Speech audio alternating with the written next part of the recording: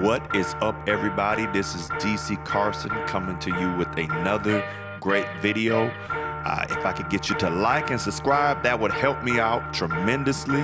Always looking for things to provide to the community. So if there's topics that you're interested in, drop them down in the comments and I'll try to respond to them, and then we can go from there. So anyway, today's show is going to be about what my favorite MPC is.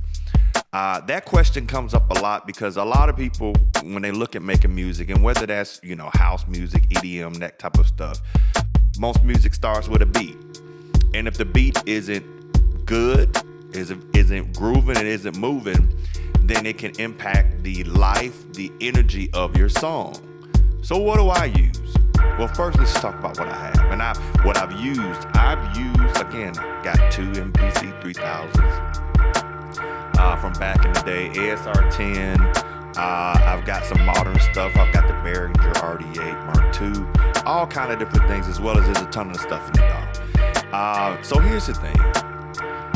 I actually really like the MPC Live 2. And let me tell you why I like it.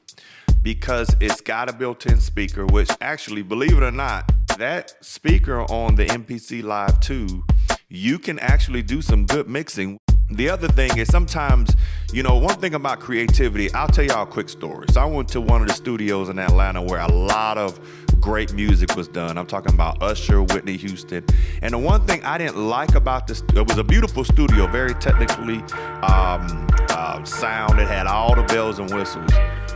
And it was probably the most tuned room I'd ever been in, meaning it had the right soundproofing, all that. But I didn't like it. You know why? Because it was so technically proficient. For me, it took the vibe away. And what I like about the Live 2 is you can just go anywhere and create music. It's got a battery in it. You can load it up with all your sounds. It's got good sounds in it anyway, but you can load it up. And see, here's the thing.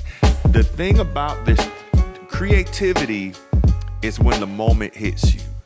Creativity is you being one with the tool that you're using and you know how to use it. And that's what I would say about the MPC Live 2. It's got the right pads, size, the display is really nice. Now again, I do have an MPC Key 61 and it's phenomenal for what it does. But the Live 2 just allows me to sit on the couch while I'm watching a football game, or I can just sit at a kitchen table, whatever it is, and just create. Pad size are good. Now, I know that some of the MPC X, which is phenomenal, and I do plan to review one in the future, the size, the Q links, people talk about all that, and all that stuff is great. But at the end of the day, just to create it, again, getting into production and tweaking things, different ball game, though I still think it's very proficient.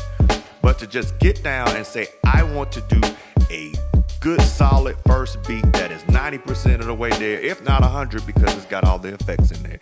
And then I want to maybe drop like a bass line. You can do keys on it because it allows you to have different chords, majors, minors. You can just press on the pad and you can set that up there. There's a ton of videos out there that will teach you to do it. But I'm just going to sit here and tell you is that this is a creative tool. You see a lot of producers using it online. You see a lot of videos on it. And it's because it's small. It doesn't take up a lot of real estate. It's got great ergonomics. It's got a great sound to it. Speaker, I love it. So I highly recommend if you're looking for something to work with, the MPC Live 2 is phenomenal.